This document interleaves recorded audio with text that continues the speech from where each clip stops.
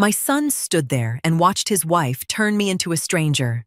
Not across a courtroom, not beside a hospital bed, not in some ugly family argument where voices rise and people later pretend they were only angry.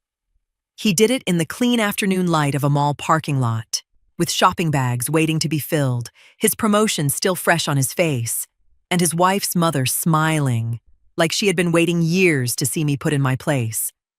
I had not come dressed to impress anybody. I wore a soft cream blouse, dark slacks, and the small pearl earrings Leonard gave me the year Damon graduated college. Nothing loud, nothing cheap, nothing begging to be noticed. I came because my son had called and said, "Mama, we're celebrating. I want everybody there. Everybody." That word sat differently later. My name is Henrietta Crowder, and I have learned that people reveal themselves most clearly when they think the moment belongs to them. Damon was standing near the entrance, laughing with Brandy, his chest lifted in that proud way men get when the world has just handed them a title. He looked handsome, successful. Like every sleepless night I had once swallowed had finally grown legs and walked into daylight. Brandy stood beside him, her hand tucked through his arm, smiling too hard. Louise Redding, her mother, kept adjusting the strap of her purse while watching me with a calm little satisfaction that made my skin go still before anybody spoke. I walked up smiling anyway. "Congratulations again, baby," I said. Damon's eyes came to me briefly. "Thanks, Mama." Briefly. That was the first cut, though I did not bleed yet. Brandy turned before I could take another step toward the glass doors. Her smile stayed in place, polished and pretty, but her voice lowered just enough to make the cruelty feel private. "Mrs. Crowder," she said, "please stay back and watch the car. This is for family only." The parking lot noise thinned around me. A cart rattled somewhere behind us. A child cried near the entrance. Somebody's car alarm chirped once and went quiet. But all I heard was that sentence settling between me and my son like a locked gate. Louise laughed softly. Not a surprised laugh, not nervous, satisfied. I looked at Damon, not at Brandy, not at Louise, at my son. I waited for instinct, for the small forward step, for his face to tighten, for his mouth to open before pride could stop it. I waited for the boy I raised to remember that I was not a guest, invited at the edge of his life. He looked away. Not long, just enough. Enough can ruin a woman differently than shouting ever could. Brandy adjusted her bracelet. "We won't be long," Louise added. "It's just easier this way." Damon still said nothing, so I nodded once. Not because I agreed, because some moments do not deserve the dignity of argument. I reached into my handbag, pulled out my phone, and ordered an Uber while they stood there pretending not to watch me do it. Brandy's mouth tightened, like she expected begging and did not know what to do with silence. Louise's smile faded a little. Damon checked the mall entrance as if the doors could save him from what he had just allowed. Those of you watching, tell me what time it is where you are, because some betrayals don't care whether the sun is up or the house is quiet. They arrive fully dressed and smiling. When the car pulled up, I opened the back door myself. Damon finally said, "Mama." I looked at him. That was all. Whatever he saw in my face made the rest of his sentence die before it reached me. The ride home was 23 minutes. I remember because I watched the route on the driver's screen instead of looking out the window. I did not cry. Crying would have made it too simple. This was not sadness alone. This was recognition. At home, I unlocked the front door and stepped into the quiet Leonard left behind. His chair sat near the window, angled the same way it had been for years. I lowered myself into it slowly, placed my handbag on the floor, and rested both hands on my knees. Then I let the truth come all the way in. He finally showed me who he's become. Now I have to decide what that means. Leonard used to say, loud people make the easiest mistakes because they announce where they're standing before they understand the room. That night, sitting in his chair with the quiet pressing around me, I heard his voice so clearly, almost turned my head. My father had taught me how to build with patience. He was a working man, the kind who came home with dust in the creases of his hands and still checked the porch step twice before letting my mother walk on it. My mother taught me the part he could not explain with tools. She taught me that people show their intentions in small movements, who they greet, who they overlook, who they become when they believe someone has no power. I carried both lessons into my marriage. Leonard Hayes did not chase attention. He could sit in a room full of rich men, say 5 sentences, and leave with the only agreement that mattered. We started small, savings first, then one property, then another, then a quiet investment in a local supplier most people ignored because the building looked tired from the road. Leonard saw structure where other people saw dust. "We don't need to look important," he told me one night at our kitchen table, papers spread between us. "We need to be correct." That became our way. We bought carefully, signed carefully, helped people carefully. Relationships mattered to Leonard, but not the kind built on favors shouted across dinner tables. He believed quiet trust traveled farther than public praise. By the time Damon was born, we had more than people assumed and less than careless people would have wasted. Damon came into the world with bright eyes and a strong little grip. Leonard held him like the boy was both a blessing and a responsibility heavy enough to respect. "We don't raise him to inherit comfort," he said. "We raise him to carry weight." So we made a decision before Damon could even say our names. He would never see the full weight of our help.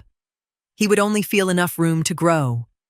We would open doors, but not push him through them. We would protect him from unnecessary harm, not from necessary lessons. Leonard said a man who sees every hand holding him up may never learn to stand straight. For years, I believed we had chosen wisely. Then one memory rose sharp enough to cut through the quiet. Damon was 17 when Leonard took us to a banquet downtown. He had just won an academic award and was wearing a navy suit he kept adjusting at the sleeves. A janitor passed near our table with a mop bucket, moving slowly because the floor near the service doors was wet. Damon, embarrassed by nothing and impressed with himself that night, muttered, "They should have cleaned this before important people arrived." The man heard him. So did Leonard. Leonard did not correct him at the table. He waited until the man walked away.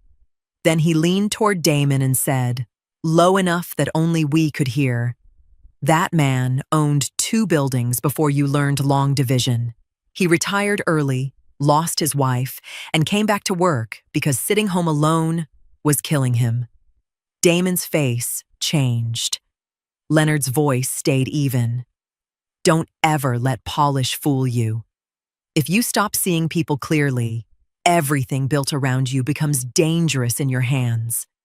Damon apologized that night, properly, humbly. I thought the lesson stayed.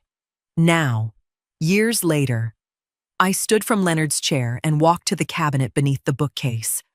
My fingers found the folder I had not opened since his passing. Damon Crowder was written across the tab. I held it for a long moment. Then I slid it onto the table and kept my hand on top of it. Not yet. The first time Damon forgot a man's name, I told myself he was tired. It happened outside the company warehouse after a small employee luncheon. Nothing important. Paper plates, folding tables, the kind of gathering where people who do the real work stand a little straighter because someone finally noticed them. A gray-haired supervisor stepped toward Damon with both hands open, pride sitting plainly on his face. He had trained my son during one of his earliest rotations, back when Damon still came home smelling like cardboard, coffee, and something honest. "Damon," the man said, smiling. Look at you now. Damon nodded, polite, composed. Appreciate it, sir. Sir, not Mr. Alvin. Not the man who had stayed 2 hours after closing, walking him through inventory flow because Damon hated admitting he didn't understand it the first time. Just, sir. The supervisor's smile held. 1 second too long. Then it settled into something smaller. I saw it. Damon didn't. That was how it began. Not with cruelty, with distance. For years, he had been different. He used people's names like they mattered. He thanked waitresses without looking past them. He called older neighbors ma'am, in a way that felt natural, not performed. He noticed when someone carried too much and took it from them without making a moment out of it. That was the boy Leonard and I raised. But boys don't change all at once. They shift. And sometimes the shift looks like growth until you pay closer attention. The circles around Damon began to change. Better suits, cleaner shoes, lunches that ran longer than they needed to, filled with men who used words like access and alignment when they meant control. He started standing differently, not taller, but measured, speaking slower, waiting for laughter before he smiled, like timing mattered more than truth. I was proud at first. A mother can mistake polish for maturity when she wants to believe the foundation held. Then the language changed. Important people will be there, Mama. It's not really your kind of room. Brandy says presentation matters. He said those things gently. That was the problem. Gentleness can carry a blade further than anger ever could. Brandy never corrected him directly. That was her strength. She shaped him sideways. If I wore something simple, she smiled and said, "Comfort is important at your age." If Damon mentioned bringing me somewhere, she tilted her head slightly and asked, "Will she enjoy that kind of crowd?" Not should she come. Never that. She used concern the way some women use perfume, light enough to deny, strong enough to stay. Louise Redding was not as careful. At a dinner I attended months before the mall, she leaned back in her chair after Damon mentioned a charity event and said, casually enough to pass as observation, "Family image becomes more important as a man rises. People notice who stands beside him." The table didn't react. Damon laughed, like it was nothing. I watched Brandy touch his wrist under the table, not to correct him, to steady him. That was the second shift.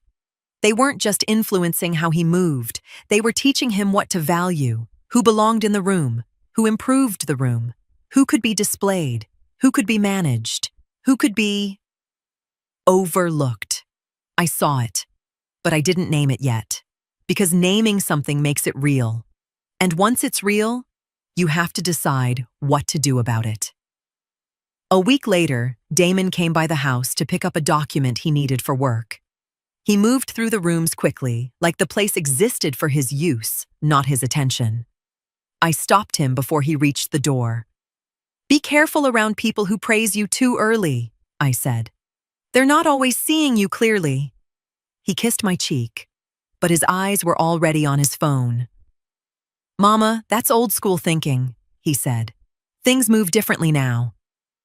Old school. He didn't say it with disrespect. That would have been easier to correct. He said it like a man who had already placed me somewhere behind him. That word stayed longer than it should have. Not because it hurt, because it explained something. He wasn't just moving forward. He was reorganizing where I stood in his life while doing it. After he left, I stood by the window and watched his car pull away. The brake lights flickered once at the end of the street. Then he was gone. I stayed there longer than necessary, trying to find something I had missed, not a moment, a pattern. I went back through memory carefully. The names he stopped saying, the pauses he didn't notice, The conversations that shifted just slightly out of reach. The way he began seeing some people clearly and others not at all. I tried to remember the last time Damon looked at me and saw more than comfort, more than history, more than a place he could return to without thinking about what it cost. I couldn't find it. Not because it wasn't there, because I had allowed too many small moments to pass without marking them. That was the truth I had been avoiding. He hadn't changed suddenly. He had been changing in front of me, and I had called it growth. By Sunday morning, the pain had cooled into something more useful. That was the danger of pain. If you let it stay sharp, it makes noise for you.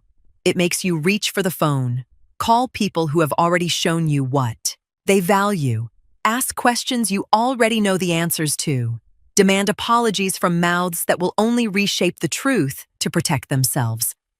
I had lived too long to hand my dignity to that kind of panic.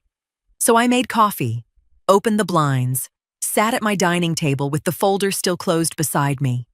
The house was quiet in a way that did not comfort. It pressed. The mall had wounded me, but it had not surprised me. That was the part I could not ignore. Surprise is easier to forgive. It allows you to tell yourself something broke in a moment, something temporary, something you can repair by speaking it out loud. But this had been forming. Damon's silence had not been sudden. It had been practiced. The missed names, the careless language, the way he had begun treating quiet people like background noise, the way Brandy's ideas had slipped into his thinking until he sounded like a man rehearsing a life instead of living one. I had seen it. I had adjusted around it. That was my part. I rested my hand on the folder without opening it. Not yet. Because I needed to be certain of one thing before I touched anything that could not be undone. I was not acting because I was hurt. I was acting because something had been confirmed. That difference matters. Around noon, I stood and walked to Leonard's old writing desk. The drawer opened with the same soft resistance it always had, like it still expected his hand instead of mine. Inside, I reached past the folder with Damon's name and pulled out a slimmer file, the one with the company seal. I held it for a moment longer than necessary. I had never wanted to sit in judgment over my own son. That would have defeated the entire purpose of letting him grow without leaning on what we built. Leonard had been clear about that from the beginning. Don't let him inherit the illusion of strength, he told me once. Let him earn the weight of it. So I stayed where I believed I belonged, not in front of Damon's path, not behind it, just outside it. But outside does not mean absent. That was the mistake people make when they confuse silence with distance. Leonard's estate did not disappear when he did. It held voting shares, advisory weight, recorded authority that did not require presence to exist. I remained a founding investor and board advisor, not publicly, not performatively, but structurally. My name did not open meetings. It closed decisions, the kind of position that does not introduce itself unless it needs to. And 3 months earlier, it had needed to. I sat back down and opened the file. The review summary was still exactly where I had left it. The first line had unsettled me then. It unsettled me more now. Judgment concerns escalating under increased responsibility, not incompetence. That would have been easier. Not laziness. That could have been corrected. This was something else, something quieter. Risky approvals made too quickly. Compliance warnings answered late. A lower-level employee reporting that Damon had spoken to him like the room had no witnesses. Too much reliance on informal connections during formal processes. Too much confidence that charm could replace structure. I had read it all before. I had closed the file, and I had chosen time. The committee had recommended escalation. I had asked them to wait. Not as his mother, I told myself that at the time, as someone who believed pressure reveals a man before it defines him. I believed Damon would feel the shift, that he would steady himself, that he would recognize what was slipping before it became habit. I believed he would correct course. Instead, he had gone shopping. That thought stayed longer this time, not because it was dramatic, because it was precise. While the ground beneath him was already moving, he had been focused on how things looked above it. I closed the file slowly, and for the first time since Saturday, something inside me resisted. Not the decision, the finality of it. I looked toward Leonard's chair. There are moments when love tries to bargain.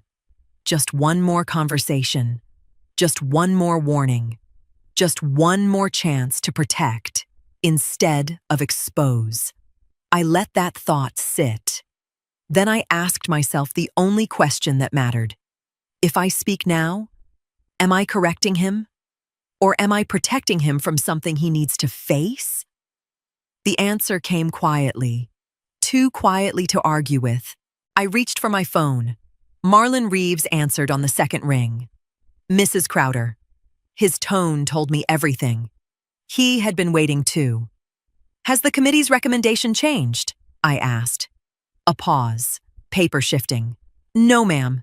If anything, Friday's supplemental notes strengthened it. Friday. While we were in that parking lot, I closed my eyes briefly. That timing was not coincidence. That was confirmation. This had already moved. I had only decided when to stop standing in front of it. Then proceed according to policy, I said. Marlon did not respond immediately. Are you certain? He asked. That was respect, not hesitation. I looked at Leonard's chair again. No, I said. Then I added, but I am clear. That was the truth. Clarity does not always feel like certainty. Sometimes it feels like loss. After the call, I sat there for a long time without moving. Not because I doubted what I had done, because I understood what it meant. This was the moment love changes its position, from shield to witness. By evening, the house had settled back into its quiet. At 6:14, I picked up my phone again. This time, there was nothing left to weigh, no room for delay, no reason to soften what had already been earned. I sent Marlon 3 words. Monday. Proceed accordingly. By Sunday night, I could not sleep because memory kept bringing me receipts I had never planned to cash. Damon's life had not been handed to him. I would never tell that lie, not even in pain. He earned his grades. He sat through interviews with his palms damp and his answers steady. He came home from his first entry-level rotation with sore feet and a tired smile. Proud, because nobody had treated him like anybody's child. That mattered.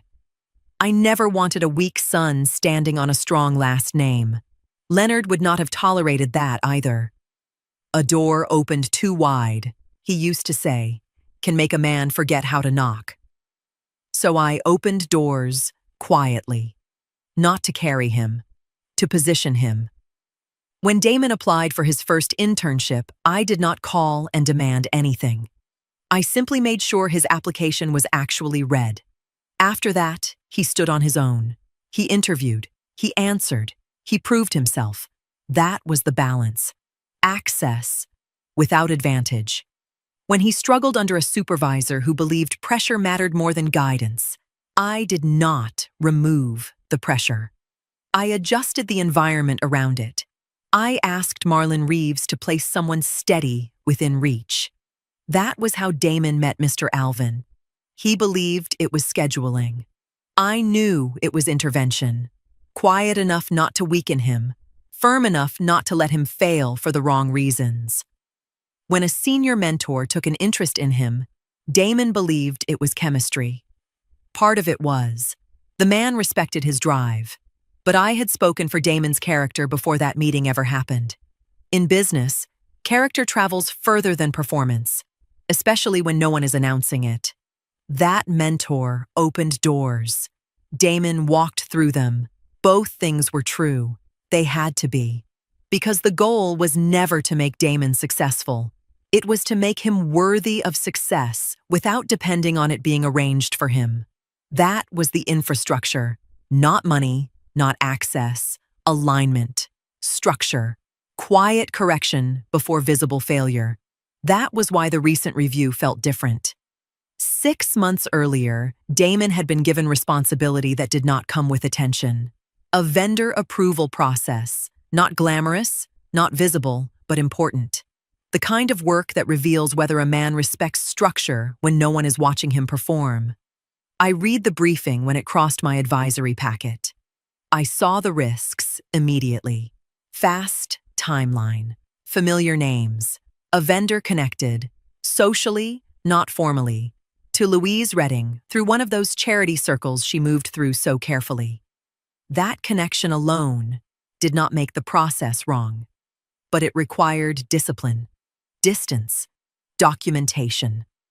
My hand went to the phone that day. Then I heard Leonard's voice in my memory. Let the boy stand. So I did. Damon had enough training to slow the process down, enough judgment to ask questions, enough authority to refuse anything that did not meet structure.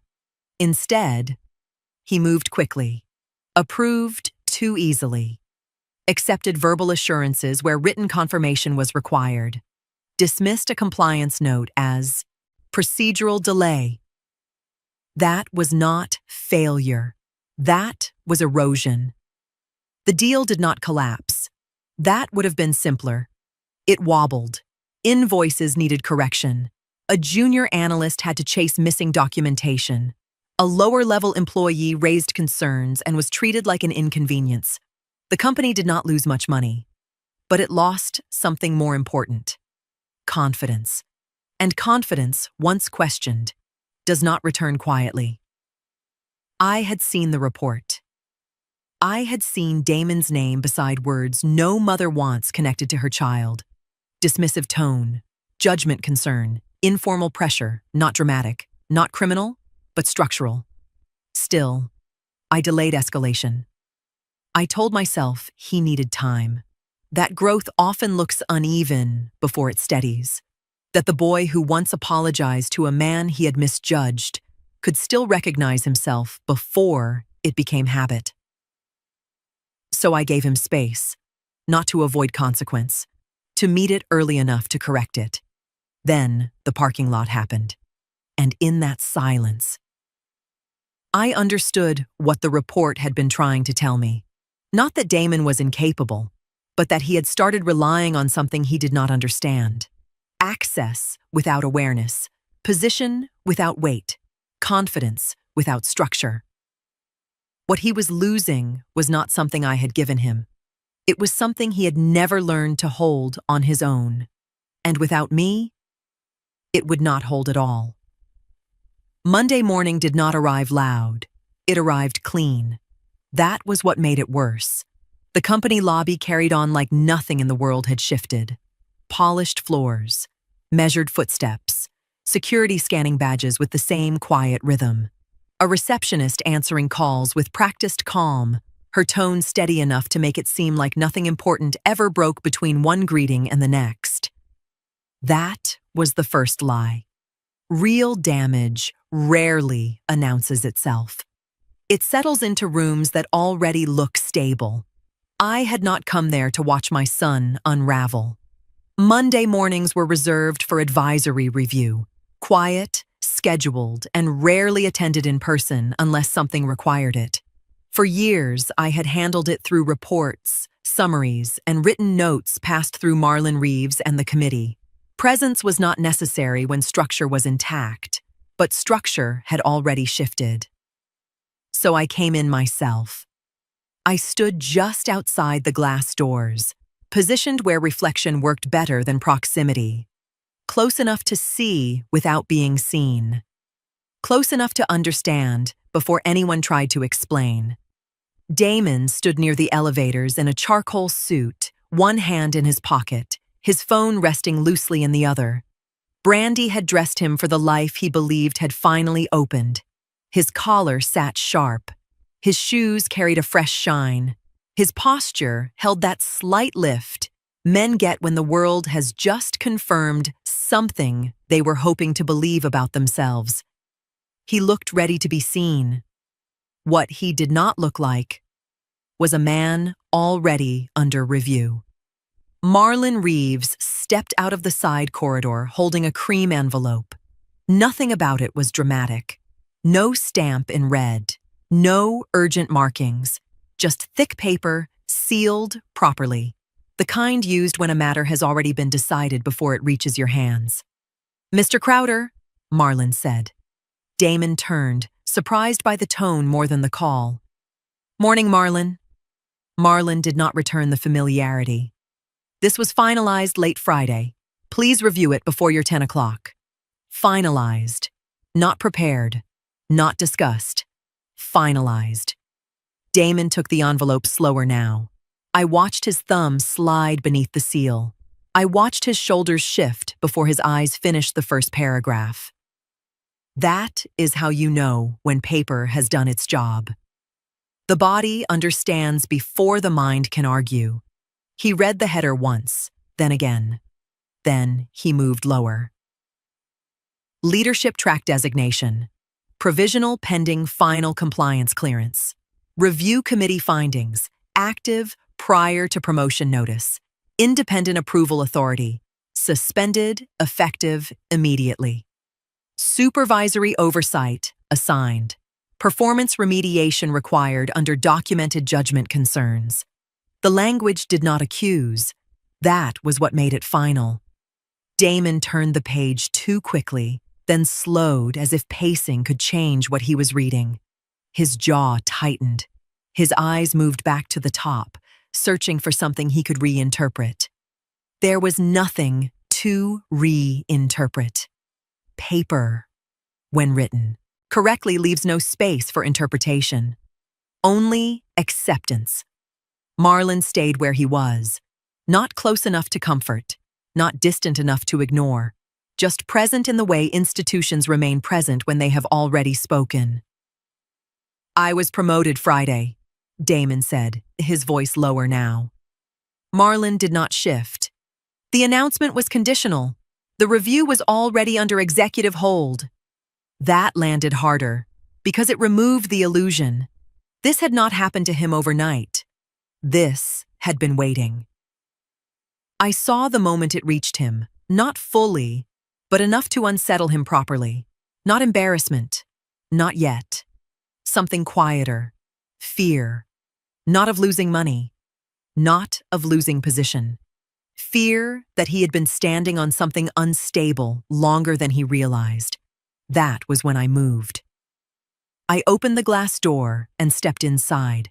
The air changed in the way it always does when recognition moves faster than introduction. The receptionist looked up first. "Good morning, Mrs. Crowder."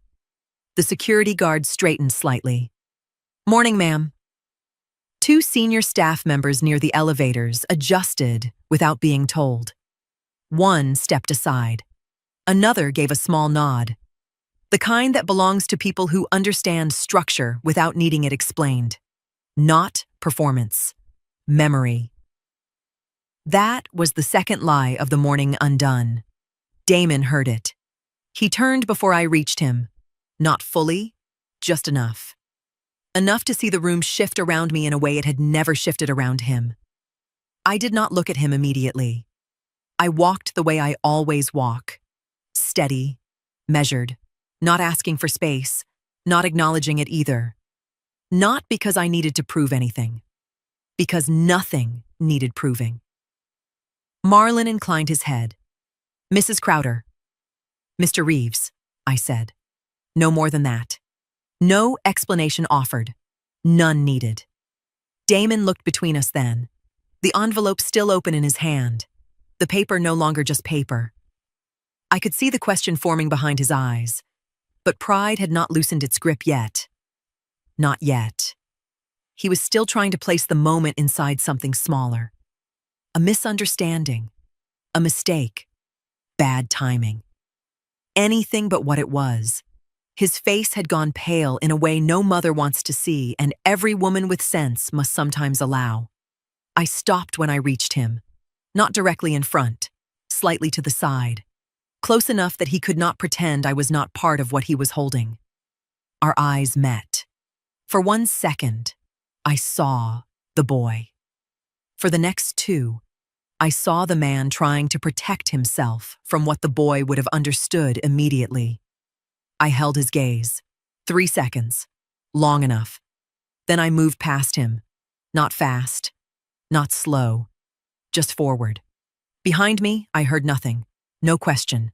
No protest. No mama.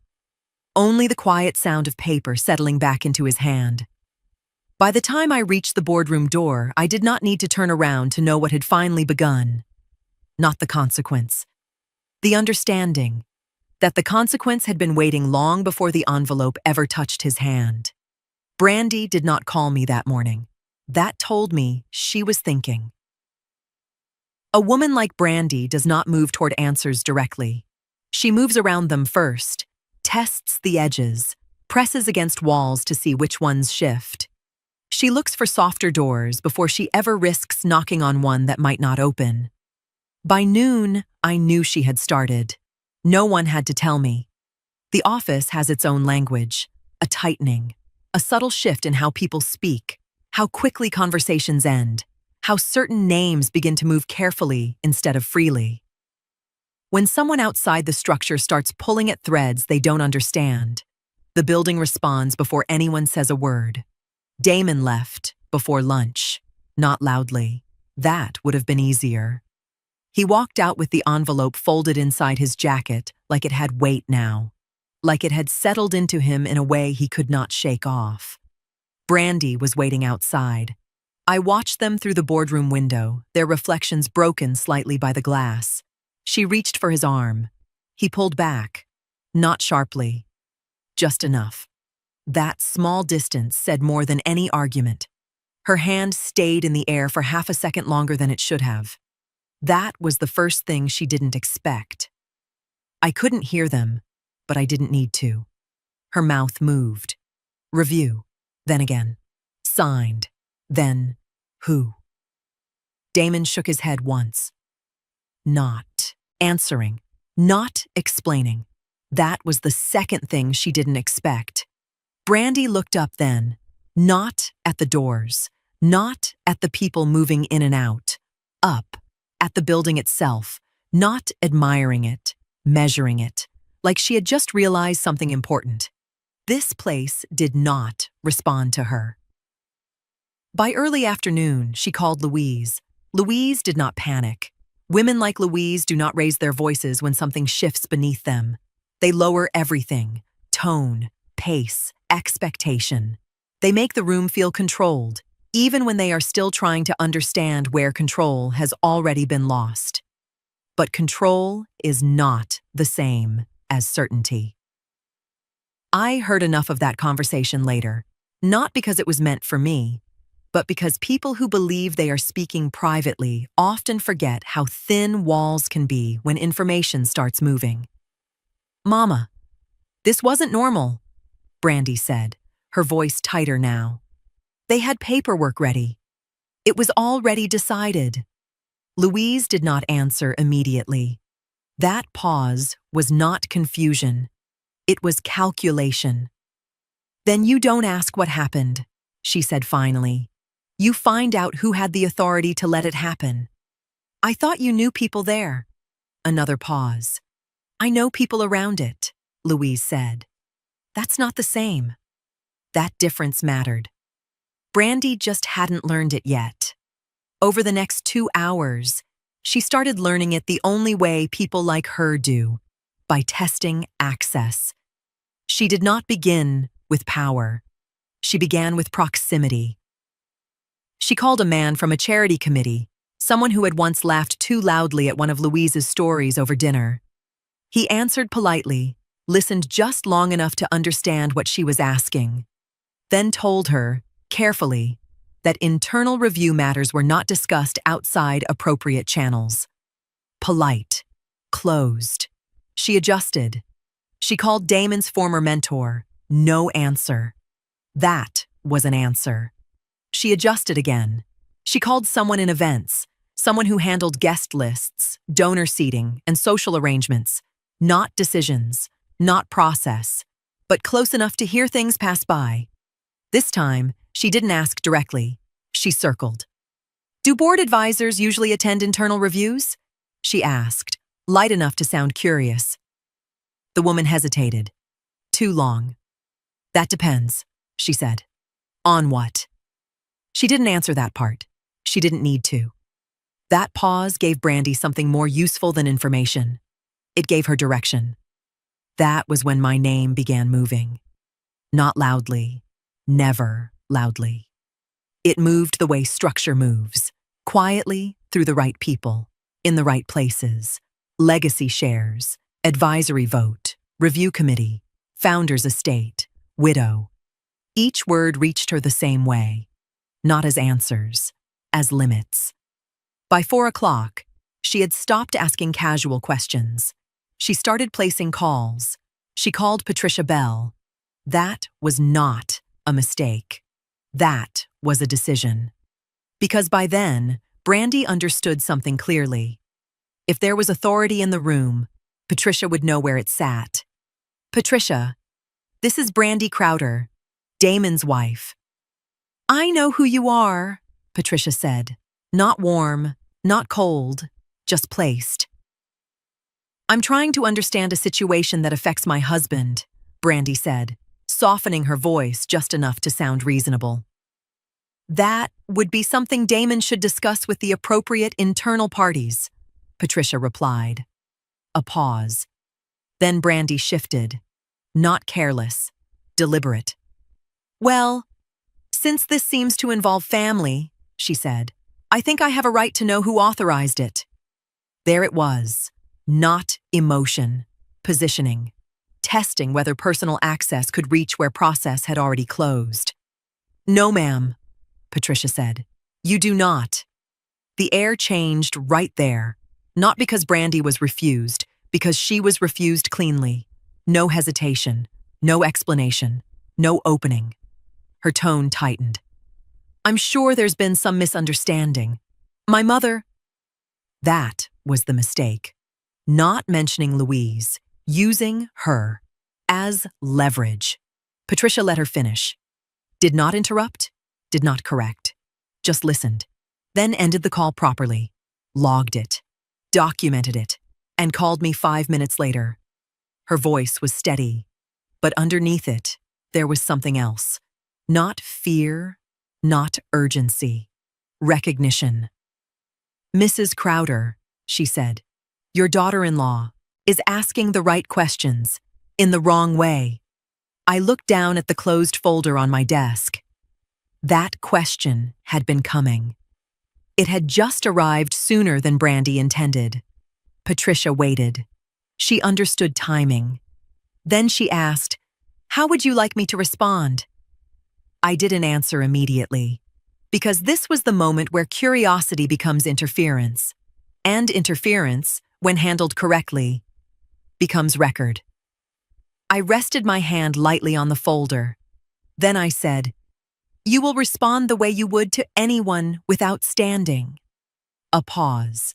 Patricia understood. "Yes, ma'am."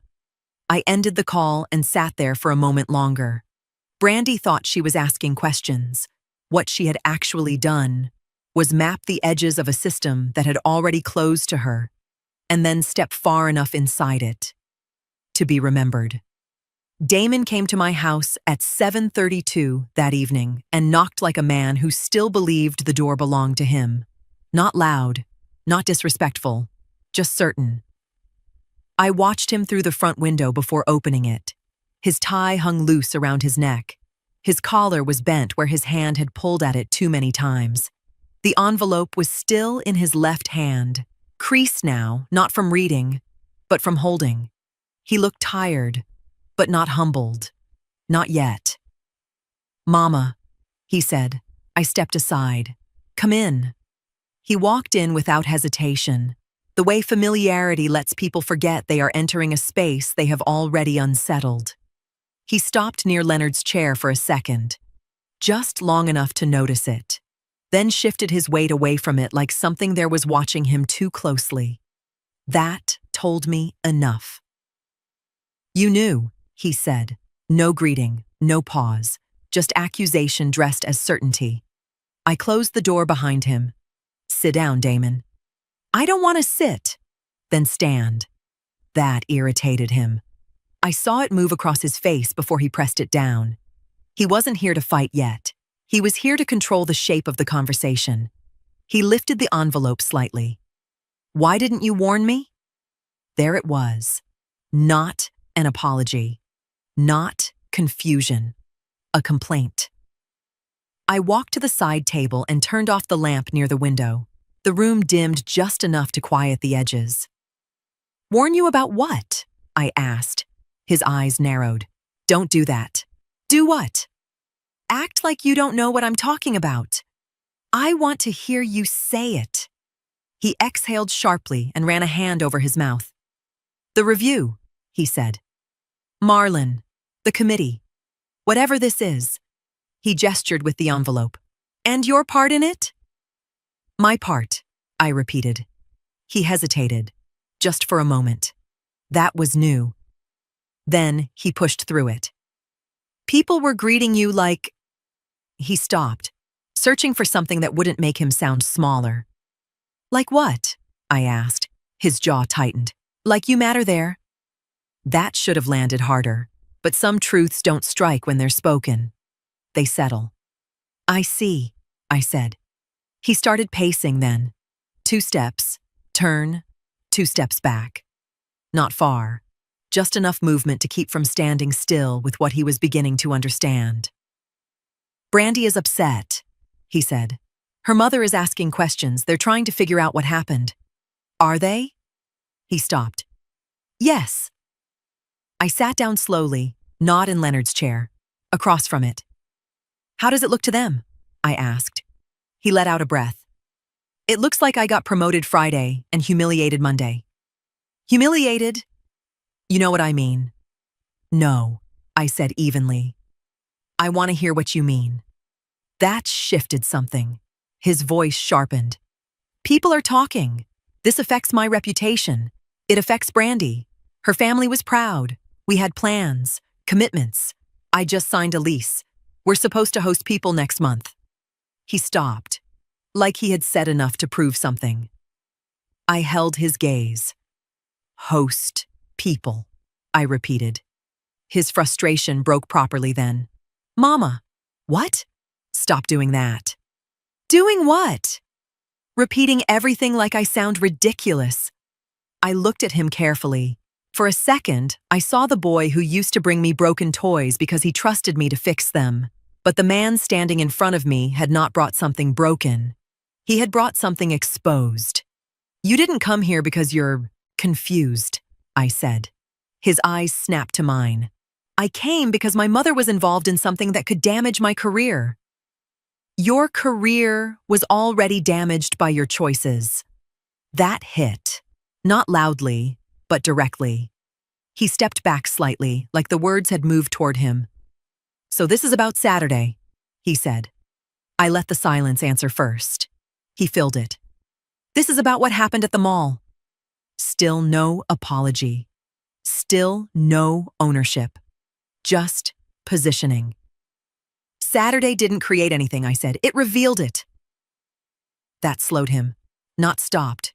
Slowed. What are you talking about? He asked. I didn't answer. Not yet. He watched me, waiting, then shifted again. You could have helped me. There it was again. Not I made a mistake. Not I should have done better. You could have helped me. I did, I said. For years. He let out a short, humorless breath. That's not what this feels like. No, I said quietly. It wouldn't. He shook his head, frustration rising again, but thinner now, less certain. You don't understand how this looks out there. Brandy thinks what? I asked. He hesitated. That hesitation carried more truth than anything he had said so far. She thinks this was personal, he said finally. And you? I asked. He didn't answer immediately. He looked down at the envelope, then back at me. I think... He stopped. That was the first crack. Not enough to break him. Enough to let doubt in. I think this didn't have to happen like this, he said. That was as far as he could go. For that to be true, I said, it would have had to start on Monday. He frowned. What does that mean? It means this didn't begin there. The room held that. He stared at me, trying to follow something he had not been paying attention to. The clock ticked between us. He opened his mouth, closed it again. Then, quieter now, but still holding on to something, he said, I don't even know who you are right now. I stood, not abruptly, just enough. No, Damon, I said. That is the first honest thing you've said. He didn't argue. That was new. He turned and walked out, not slamming the door, but not closing it gently either. Something in between. Unsettled. I watched from the window as he backed out of the driveway. The movement wasn't smooth. He adjusted once, then again. Before the car aligned with the road, even that had changed. He came to confront the consequence. But he wasn't ready to understand the cause. Not yet. Louise Redding had not laughed in that parking lot because she misunderstood me. That was what made it dangerous. A foolish woman laughs at what she does not know. Louise was not foolish. She had the polished patience of somebody who watched rooms carefully and only spoke when she believed the floor had already been measured. She noticed more than Brandy did. She noticed how certain people softened when I entered. She noticed how Marlon Reeves lowered his voice around me. She noticed how older executives at fundraisers greeted me with a familiarity that did not match the simplicity of my dress. She noticed. She just interpreted it incorrectly. Louise believed that if power did not introduce itself, it must be fading. What she failed to understand was this. Real power does not fade. It recedes. And when it recedes, it becomes harder to measure. I learned the full shape of her gamble from Patricia Bell the next morning. Patricia did not gossip. She documented. That was why Leonard trusted her, and why I did too. She didn't call just anyone, Patricia said. I was standing in my kitchen with the phone pressed to my ear, watching steam rise from untouched tea. She called Mr. Ashford. Winston Ashford? I asked. Yes, ma'am. That was not careless. That was chosen. Winston sat near the outer edge of the board's advisory circle, friendly enough with everyone, present in the right rooms, trusted enough to be included, but not anchored enough to carry weight alone. Accessible. That was what Louise saw. Accessible meant influence to someone like her. What did she say? I asked. Patricia paused, choosing clean words. She didn't begin with the review, she said. She began with concern. Of course she did. Concern travels further than accusation. She framed Damon as a rising executive under unusual pressure, Patricia continued, then suggested the timing of the review, following a family incident, might indicate emotional interference. I almost smiled. Not because it amused me, because it confirmed her. Louise had not attacked the decision.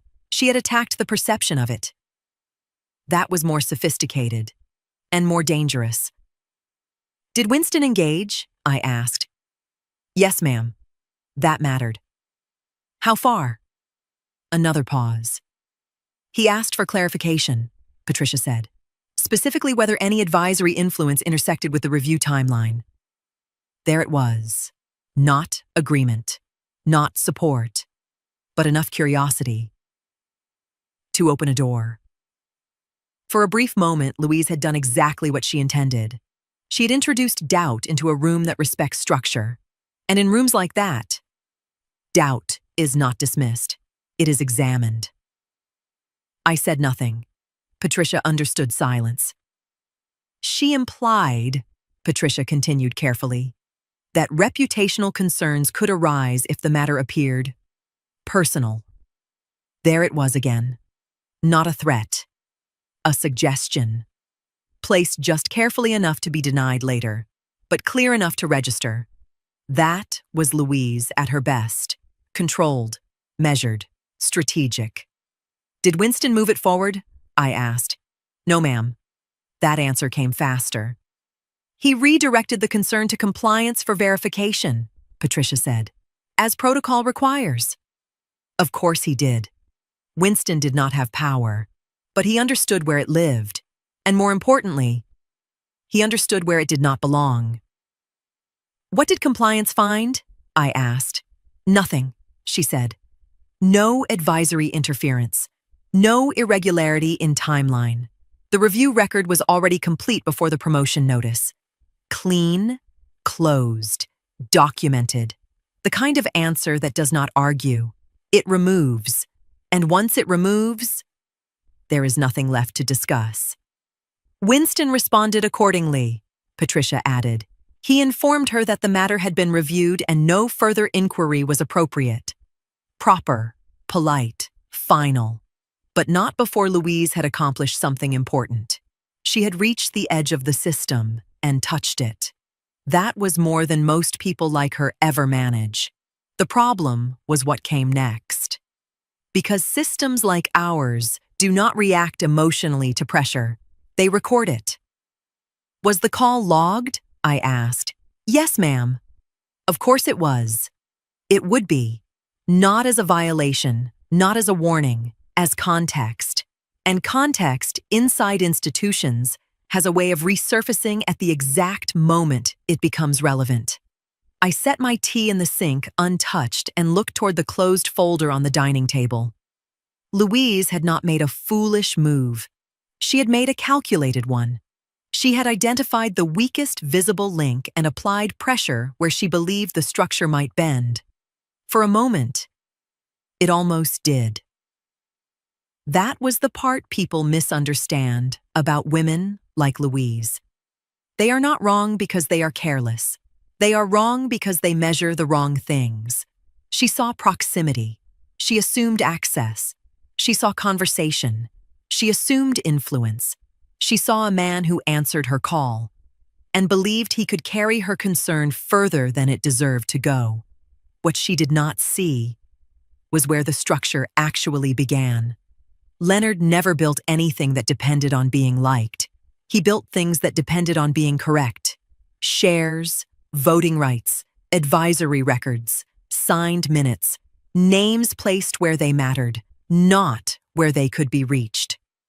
Louise had mistaken visibility for leverage, and for a brief moment, she believed she had found the right door. What she had actually done was knock on a door that does not open outward. By noon, Patricia forwarded the call note into the appropriate file. Nothing dramatic happened. No one confronted Louise, no one warned her twice, no one needed to. That was the part people like her never understand. When real systems begin answering, they do not raise their voice. They adjust their memory. And once you are inside that memory, you do not need to be stopped. You only need to be remembered. I dried my hands slowly and looked toward the closed folder again. Louise had not laughed because she was ignorant. She had laughed because she believed she had measured the room correctly. And for a moment, she almost had. The folder felt heavier once I finally opened it. Not because of the paper. Paper is only heavy when it carries somebody's future and somebody else's faith. I sat at the dining table after Louise's call note came through, the house quiet enough for me to hear the soft scrape of the folder tab under my thumb. Damon Crowder. Leonard's handwriting was not on the tab, but his intention was in everything inside it. The first page was a transition outline, not a gift. An outline. That mattered. Leonard had never believed in handing a grown person a crown and calling that preparation. The plan was careful. Staged transfer of legacy shares over time, not all at once. advisory exposure before authority, financial trust access tied to conduct, service, and clean review records, a possible executive development sponsorship if Damon proved he could lead without needing attention to confirm his worth. There were notes in the margins from years ago. Mine, Leonard's, some typed, some written quickly during late nights when our son was still young enough to sleep with one hand curled under his cheek. Prepare him for stewardship, not entitlement. I pressed my fingers against that sentence until my nail whitened. Leonard had underlined it twice. A smaller envelope slipped from between the pages and landed near my wrist. I knew what it was before I opened it. Leonard had written several letters in his final year, not dramatic ones, not goodbye speeches. Practical letters. Clear letters. The kind a man writes when he knows love must one day survive without his voice. This one was addressed to me. Henrietta, if you are reading this because you are uncertain, then slow down. Love does not require blindness. Legacy does not require surrender. If our son is ready, open the way. If he is not, make him ready. If he refuses, protect what was built. I set the letter down because my eyes had gone hot, and I did not want tears falling on Leonard's words. That was the cruel part of motherhood no one explains cleanly. Sometimes loving a child means remembering who they were so fiercely that you almost betray the truth of who they are becoming. Damon was still my child. The same boy who once brought me wildflowers from the edge of a parking lot because he said the store flowers looked too arranged. The same boy who stayed awake during Leonard's last hospital night because he thought sleep would make him miss his father's breathing. The same boy who had apologized to that retired executive with shaking hands and a lowered head. That boy had not vanished, but he had been covered by status, by applause, by Brandy's careful measuring, by Louise's polished hunger, by his own comfort. And now the folder asked me the question I had avoided since Saturday. Do I give him what we planned because I love him? Or do I hold it back because I do? I turned to the final section. Trustee notes. Review benchmarks. A blank line where my signature would begin the next phase. My pen sat beside the folder. I picked it up. For one long second, I let myself imagine the easier version. Sign it. Restore the path. Tell myself the mall was only a moment. Tell myself embarrassment had taught him enough. Let motherhood do what it always wants to do. Cover, soften, repair. Then I saw Damon looking away in that parking lot. My hand stilled. I placed the pen back down. I closed the folder carefully, both palms resting on top of it like I was holding a door shut. Not yet, I whispered. Then, after a breath, but not never. Brandy made the mistake desperate people make when they still believe volume can replace authority. She didn't start with noise. She started with strategy. That was what made it dangerous. She put it in writing. And once something is written inside a system like ours, it stops belonging to the person who sent it. But before it stopped belonging to her, it moved. By Tuesday afternoon, Patricia Bell called me again. Her voice carried that careful stillness professionals use when something has crossed a line that cannot be uncrossed, but not before it has been fully observed. "Mrs. Crowder," she said, "there's been a formal complaint." I was in Leonard's study, the folder closed beside my elbow. I didn't touch it. "From Damon?" I asked.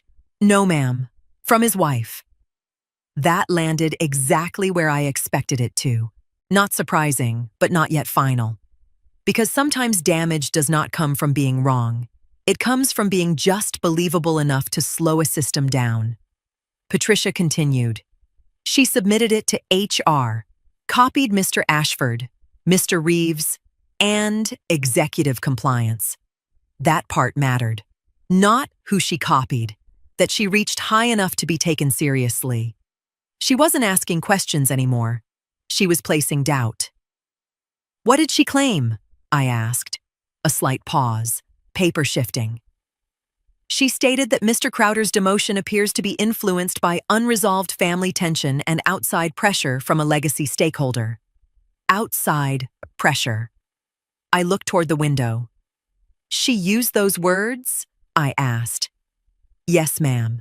She also referenced her mother's relationships with community donors and suggested there could be reputational consequences if the matter is not reviewed independently.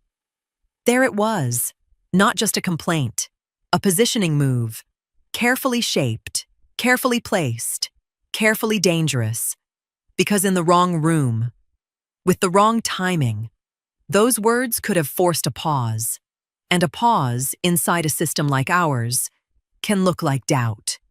Patricia's voice lowered slightly. It reached compliance before it was categorized. That mattered more than anything else she had said. Because for a brief window, Brandy's words were not dismissed. They were considered. I said nothing. Patricia understood silence. Executive compliance requested supporting documentation, she added. They asked whether any advisory influence had intersected with the review timeline. That was the moment, not the complaint. The question, because once that question exists, it has to be answered, not emotionally, on paper. And, I asked, a soft exhale. They found none. Clean, direct, documented. The kind of answer that doesn't argue, it closes. They logged the complaint as third-party interference in an active personnel matter, Patricia continued, and flagged the communication chain. Now it was final. Not because she spoke, because the system had responded. And external contact? I asked. Restricted, she said, immediately after the determination. That was correct. Not because it protected me, because it protected the structure. I leaned back slightly in my chair. Brandy had not shouted. She had not embarrassed herself. She had done something far more dangerous. She had almost sounded legitimate. And that was why this mattered. Because systems don't collapse under noise. They slow under doubt. And she had introduced just enough of it to be examined. Just not enough to survive. They've opened a secondary file, Patricia added quietly. Of course they had. Second files are not punishments. They are memory. And memory, inside institutions, travels further than intent. Thank you, I said. She didn't hang up immediately. Mrs. Crowder, she began, then stopped. Yes? She sounded certain. I allowed myself a small pause. Certainty, I said, is often the first sign someone doesn't understand the room. Patricia didn't respond. She didn't need to. By evening, the shift had already begun. Louise didn't step back immediately. She adjusted first. That was the difference between her and Brandy. She understood danger, even if she had misjudged where it lived. She called Brandy within the hour. Damon must have been there, because HR logged a follow-up contact less than 40 minutes later. This time, Brandy did not escalate. She softened. She asked whether the complaint could be clarified, then amended, then withdrawn before formal review. Each word smaller than the last, each one arriving too late. Paper doesn't unwrite itself once it has been received, logged, and circulated. It simply moves. And movement, inside systems like this, creates consequence whether you intended it or not. By the time Louise understood that, the structure had already closed around them. Later that evening, Damon called me. I let it ring twice before answering. Mama, he said. His voice had changed, not softened, strained. Yes. A pause. Did you know Brandy sent something to HR? I was informed. Silence. Longer this time. She said she was trying to help. He added. I didn't answer that. Because some statements don't need correction. They collapse on their own. He exhaled slowly. Louise is saying she didn't tell her to send it. Did she? I asked. Another silence, long enough to matter. I don't know anymore, he said. That was new. Not understanding, not accountability, but doubt. And doubt is where structure begins to break. She made it worse, didn't she? He asked. She made it visible, I said. That mattered more, because what had been contained was now recorded. I heard him swallow. Not loudly, but enough. I did not comfort him. Comfort would have been easy. And easy had already done enough damage. After we hung up, I remained where I was, my hand resting near the closed folder.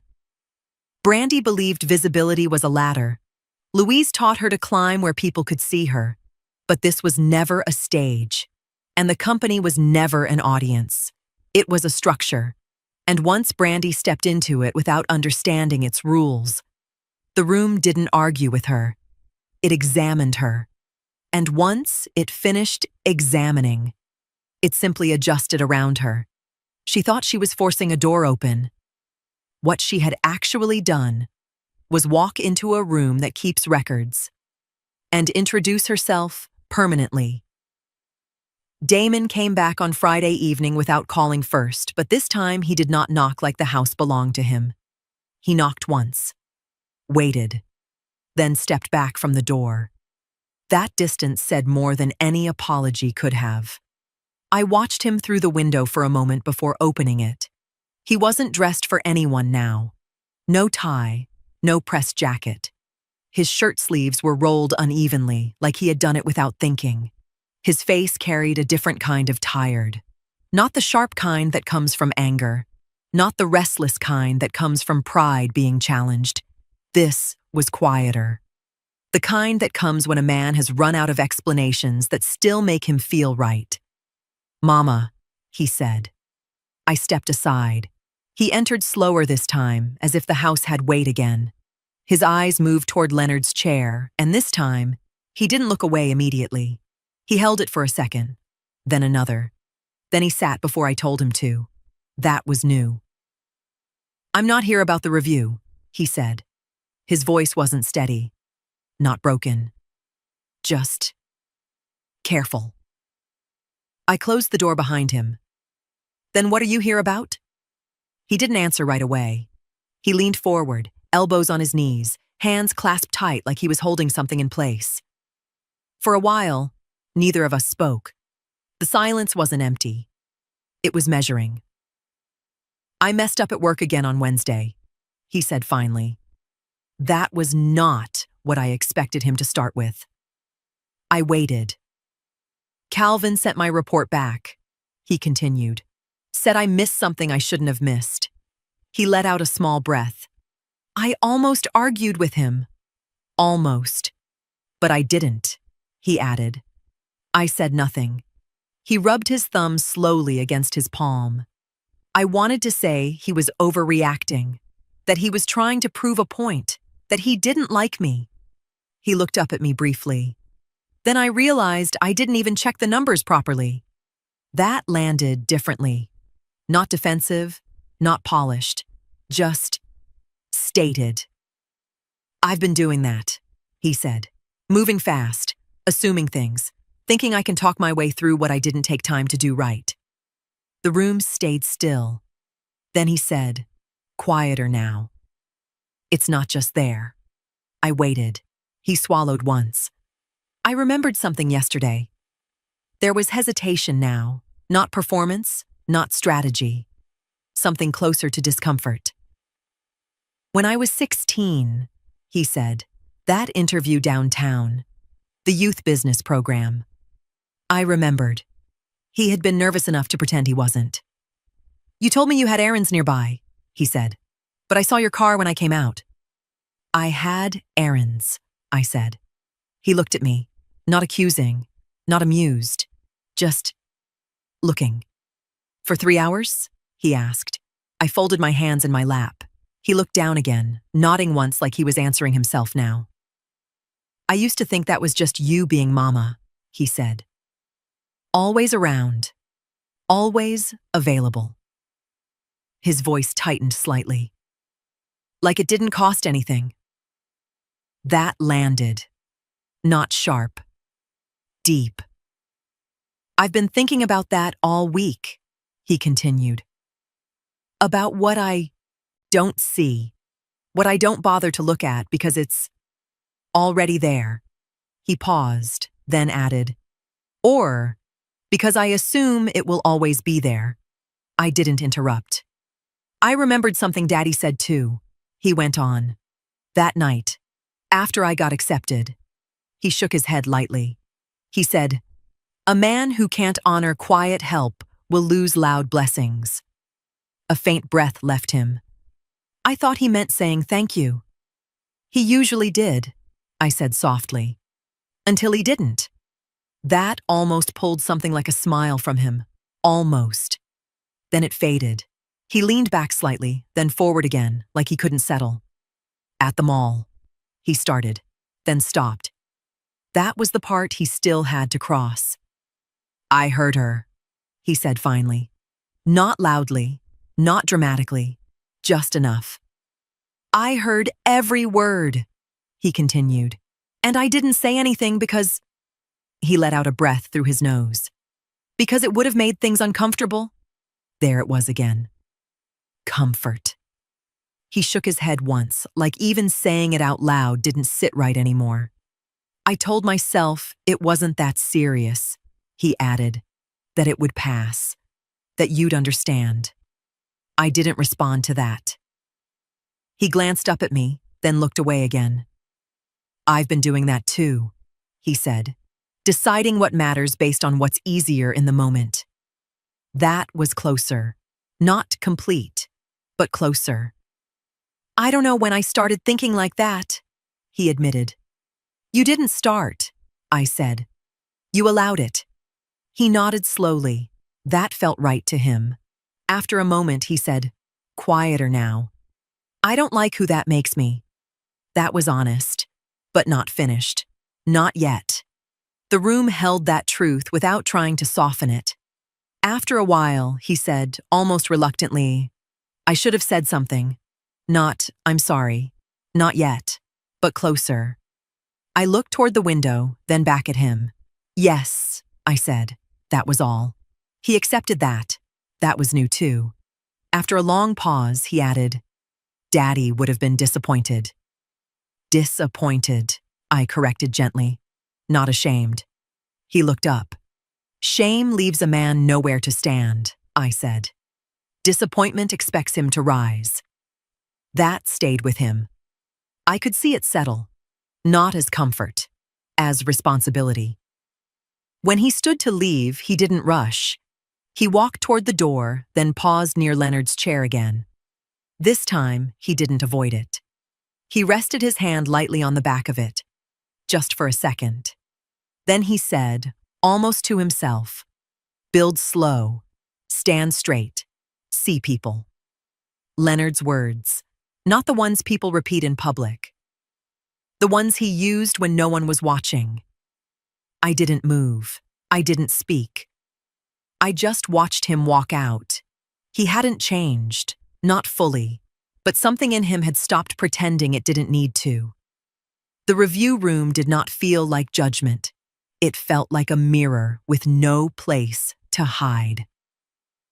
Damon sat across from Marlon Reeves with his hands folded on the table, still enough to tell me he was working hard not to move. Brandy sat beside him, polished and tight-mouthed, her purse resting in her lap like armor. Louise had not come. That absence said plenty.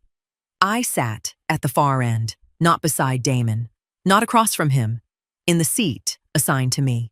Legacy Stakeholder. That was the title printed on the agenda, plain as morning. Brandy saw it before Damon did. Her eyes stopped on the page, then lifted toward me. For the first time since I had known her, she looked less offended than uncertain. Marlon began without ceremony. This meeting is to review the committee's findings, the remediation plan, and the interference concerns submitted after the decision. Brandy shifted. Interference? A woman from compliance, Judith Lane, opened a slim folder. A written complaint was submitted by a non-employee regarding an active personnel matter. It included references to donor relationships, outside influence, and reputational pressure. Brandy's mouth tightened. I was advocating for my husband. Judith's voice stayed even. You were attempting to influence an internal review process in which you have no standing. No one raised their voice. That made it worse. Marlon turned a page.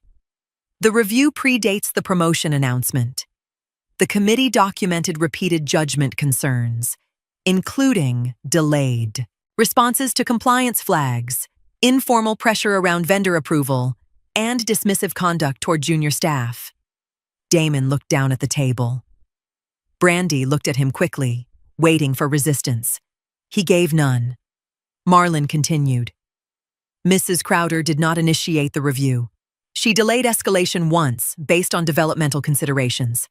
That delay has now been withdrawn. There it was. Not punishment. Withdrawal. Damon's eyes lifted slowly to mine.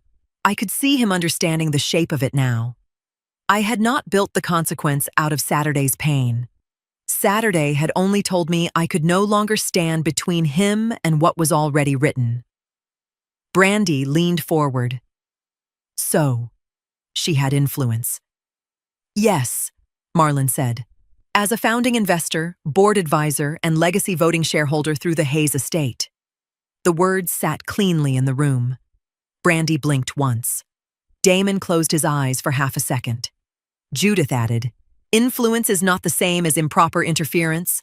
The committee findings are independently documented. Brandy turned to Damon then, her face sharpened by panic. You're just going to sit here? He looked at her. For one moment, I saw the old pattern try to rise in him, the need to soothe her, to protect the image, to make the room comfortable by bending truth until it fit everybody's pride. Then he breathed in. The review is fair, he said. Brandy stared at him like he had stepped away from her in public. Marlon did not smile. Judith did not react. I kept my hands still in my lap because something inside me had moved, and I did not trust my face to hide it. Damon looked back at the file on the table. I don't like it, he said, voice low, but it's fair. That was his first real decision. Consequence did not look like Damon being dragged out of a building. It looked like him sitting at a conference table, pen in hand, reading every line twice before signing something he could no longer talk his way around. No raised voices, no speeches, just terms. His title was reduced by 3 words. Those 3 words did not sound heavy when spoken aloud, but they changed everything. Not how people treated him outright, but how they adjusted around him. Conversations shortened, invitations shifted. Decisions that once paused for his input now moved past him, then circled back with instruction instead of consultation. Not cruel, professional. That was harder on him. Independent approval authority was suspended. Vendor decisions no longer stopped at his desk. They moved through Calvin Mercer first, a man who read documents the way some men read intentions, slowly and without assumption. The first visible shift came 3 days later. A vendor meeting Damon would normally lead was already in progress when he entered the room. No one stopped. No one turned. Calvin was at the head of the table, reviewing a file Damon recognized immediately, the same one he had once approved without slowing down to question it. Damon paused near the door, just for a second, waiting for the room to adjust. It didn't. Calvin glanced up briefly. You can sit in, he said.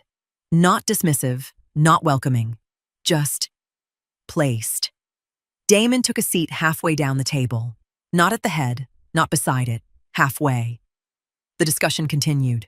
Numbers, terms, risk exposure. At one point, Damon spoke, not incorrectly, but not completely. Calvin didn't interrupt him. He let him finish, then he corrected the gap. Cleanly, without emphasis. without looking at him. The room absorbed it the way rooms like that always do, without reaction. That was the moment. Not loud, not humiliating, final.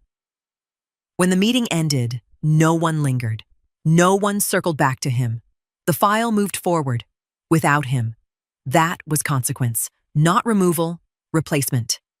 After that, everything else followed. Damon sat through his first formal review session without speaking more than necessary. I know that because Marlon mentioned it once, not as praise, but as observation. He listened, Marlon said. That's new. It was.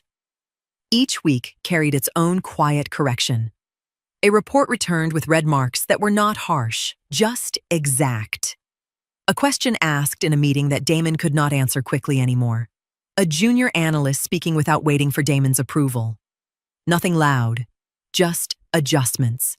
The kind that leave no space to pretend nothing has changed. No one called it punishment. They called it remediation. Paper has a way of sounding merciful while removing every hiding place. Brandy felt it first, not the process, the shift.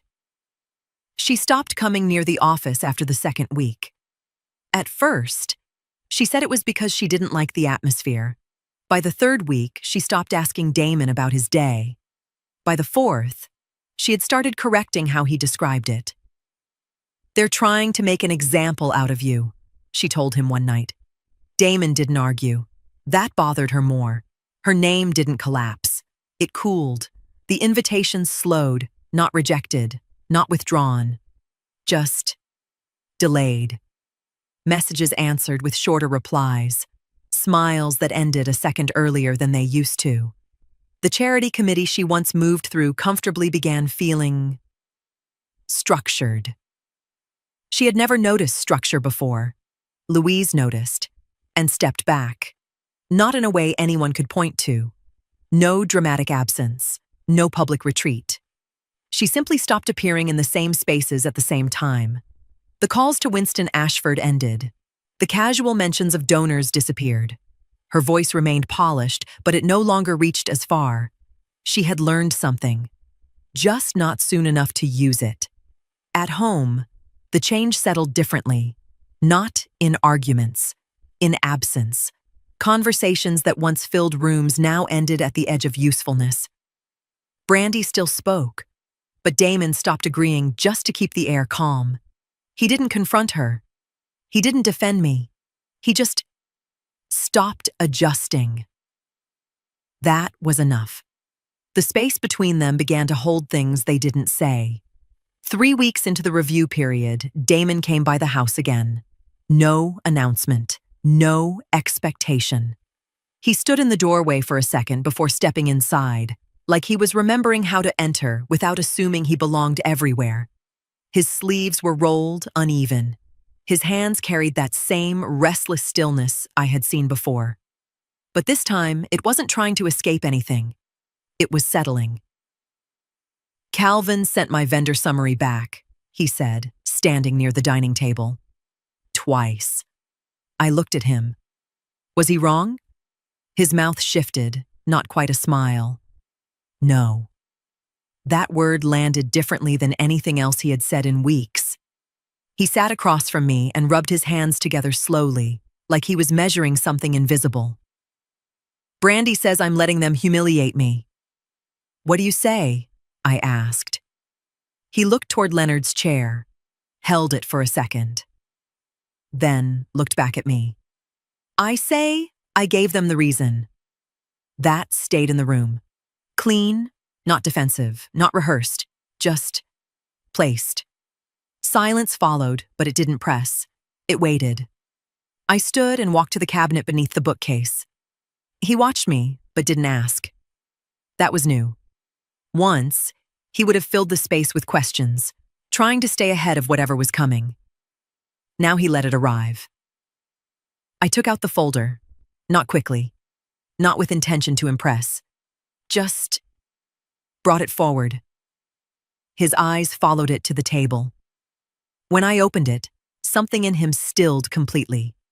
There was his name, Damon Crowder, typed into documents prepared long before the parking lot, before the review, before the demotion. Before Brandy understood, there were rooms she had never entered. His fingers hovered above the page, but didn't touch it. "What is this?" he asked. I sat down across from him. "Something your father and I built carefully," I said. "Something we were preparing you for." He didn't respond. He just read, line by line, slowly now. Legacy shares, trust access, development sponsorship, stewardship conditions. Each word landed heavier than the last, not because of what it promised, because of what it required. His face changed, not with excitement, not with pride, with recognition. He wasn't seeing opportunity. He was seeing distance, the space between who he thought he was becoming and what this actually demanded of him. He leaned back slightly, like the chair needed to hold more of his weight than before. "I didn't know," he said quietly. "I know," I replied. That was the problem. He looked down at his name again, and for the first time since this began, he didn't try to claim it. 6 months later, Damon knew the security guard's name again. That was the first thing I noticed. Not his title, not his office, not whether people had started smiling at him differently. Names. He stood near the lobby desk one rainy Tuesday morning, holding a folded umbrella in one hand, asking the guard how his daughter's nursing program was going. Not as a performance, not loudly, not waiting for anyone important to pass by and witness it. Just asking. The man's face opened in that quiet, unguarded way people only allow when they feel seen without being measured. That told me more than any quarterly report ever could. Damon did not climb back quickly. He stopped trying to. Calvin Mercer sent his work back when it was thin, and Damon corrected it without muttering about disrespect. He started arriving earlier, not to be noticed, but because he no longer trusted himself to rush through anything important. Junior staff began entering meetings without tightening their shoulders. That shift did not come from anything Damon announced. It came from what he stopped doing. He listened longer. He asked questions he would have once answered too quickly. He checked details twice, and once, only once, but properly. He apologized to the analyst he had dismissed during the vendor approval mess. No witnesses, no explanations, no attempt to soften it. That made it count. Brandy did not understand that kind of rebuilding. To her, correction looked like humiliation. Delay looked like failure. Silence looked like loss. Every evening, Damon came home tired from learning discipline under supervision. She treated it like something had been taken from them. "You're letting them shrink you," she told him once. He told me later, he answered, "No, I'm learning how much space I was taking." She did not have a reply for that. Their marriage did not break in one loud moment. It thinned. At breakfast, where conversation shortened. In car rides, where silence stayed longer than comfort. In the way Louise stopped calling as often, her advice losing shape without the influence she thought she had secured. In the shift from our future to your situation. Damon did not argue with Brandy loudly. He did not defend me in speeches or confrontations. He simply stopped adjusting the truth to keep her comfortable. That was enough to change the house they lived in. And for the first time, I saw something Brandy had never prepared for.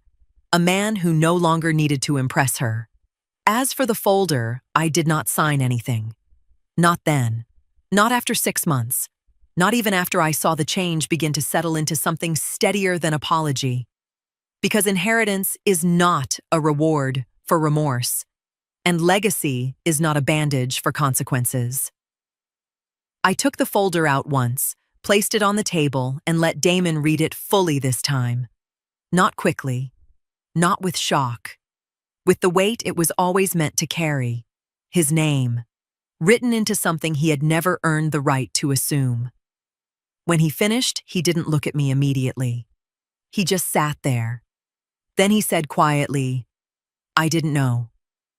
"I know," I said. That was the problem. I closed the folder and placed it back in the cabinet. "When you are ready," I told him, "the path will still be there.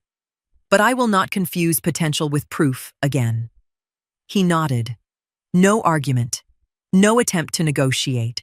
Just something in him trying to become consistent enough to be trusted. That mattered more than anything he could have said. That evening, after he left, I returned to Leonard's chair by the window. The same chair, the same angle of light, the same quiet. But the room no longer felt like a place where something had been taken from me. It felt like a place where something had been corrected. I sat there and let memory move without rushing it. My father's hands, steady on wood that would outlast him. My mother's eyes, reading people before they spoke themselves into trouble. Leonard, refusing to build anything that required applause to stand. And then finally, myself. The part I had mistaken for love. I spent years making sure Damon never saw what I was doing for him. Not because I wanted recognition, because I thought invisibility would make him stronger. It didn't. It made him comfortable. Comfortable enough to stop looking. Comfortable enough to believe what he had was simply his. That was my mistake. Not loving him, but hiding the weight of that love so well that he never learned to recognize it. That truth still sat heavy, but it no longer confused me. Outside, rain tapped against the glass, steady and patient. Somewhere across town, my son was learning to stand without the invisible hand he had mistaken for air. My father built things that lasted. So did Leonard. So did I. The difference now is this. What I built will no longer hide itself to be appreciated. And my son, he will have to learn to see it before he is ever allowed to carry it.